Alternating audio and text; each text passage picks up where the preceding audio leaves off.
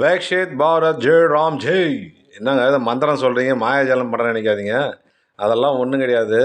மகாத்மா காந்தி 100 நாள் வேலைவாய்ப்பு திட்டத்தை தான் நம்ம பாஜகக்காரங்க இப்படி ஒரு நாமகரணத்தை கொடுத்துக்கிறாங்க. விவேக் அவர்கள் ஜோக்கில் சொன்ன மாதிரி பேர் வச்சியே சோறு வச்சியான்னு தான் கேட்க தோணுது. காரணத்தை பின்னாடி சொல்கிறேன்.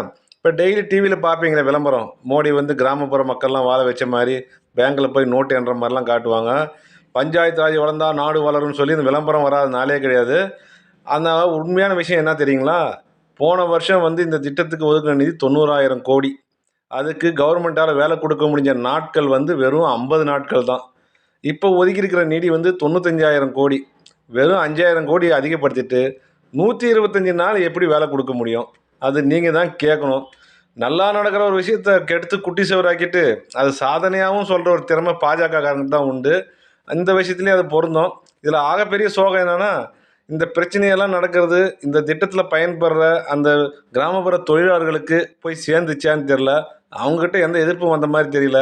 நம்ம நாட்டில் நடக்கிற மிகப்பெரிய கூத்தே இதுதான். ஜனநாயகத்தில் பெற சில பாதகமான விஷயமும் இதுதான்.